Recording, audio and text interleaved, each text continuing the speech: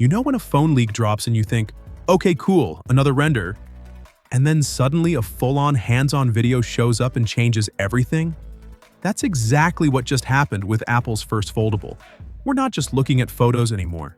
This is a full dummy unit you can actually unfold, and it gives us a pretty wild look at what the iPhone Fold could feel like in real life. And honestly, it's not what most people expected. The video comes from Unbox Therapy, and the first thing that hits you is the shape. Instead of going for that tall, narrow, foldable look we've seen from phones like the Samsung Galaxy Z Fold series, Apple's gone in a completely different direction. This thing is short and wide, almost like a passport. Now, to be fair, this isn't entirely out of nowhere. Even the Google Pixel Fold leaned slightly towards a wider design. But this iPhone takes it even further. Side by side, it actually looks kind of chunky and compact at the same time, which is a weird combo. At first glance, yeah, it feels a bit strange. Like, would you actually enjoy using that outer display every day? That's still a big question mark. But then you start thinking about the upsides. Because of that shorter design, it apparently feels way more balanced in the hand. You don't get that top-heavy feeling that a lot of foldables suffer from. And weirdly enough, it might even be more pocket-friendly, which is not something people usually say about foldable phones. And here's a big one.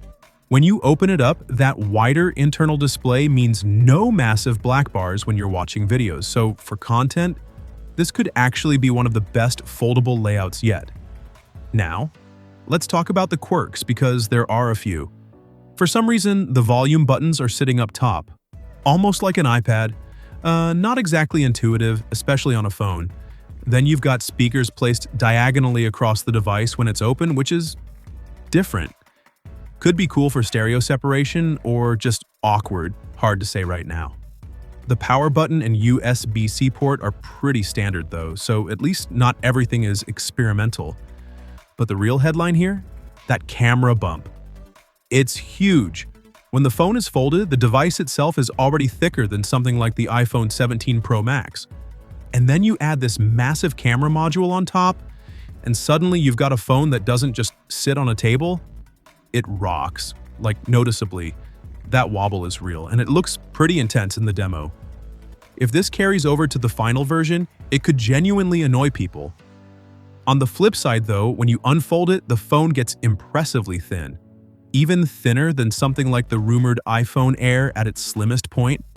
So clearly Apple is trying to balance thickness in a very specific way here. And then there's the overall vibe of the device. The best way to describe it, it's basically an iPad that folds. In fact, put it next to an iPad Pro and the resemblance is kind of obvious. With a 7.8-inch display, it's not far off something like the iPad mini either. People are already calling it an iPad Nano, and honestly, that name kind of fits.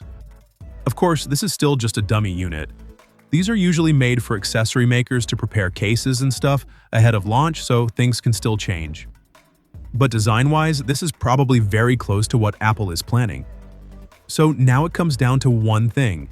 Do you actually like this direction? Because Apple isn't just making another foldable here. They're clearly trying to rethink how a foldable should feel and function. And whether that's genius or just weird, we'll only really know when the final version drops. But I'm curious, does this wide, compact foldable make more sense to you? Or would you rather stick with the tall designs we already have? Drop your thoughts below, I'll be reading through them, and I'll catch you in the next one.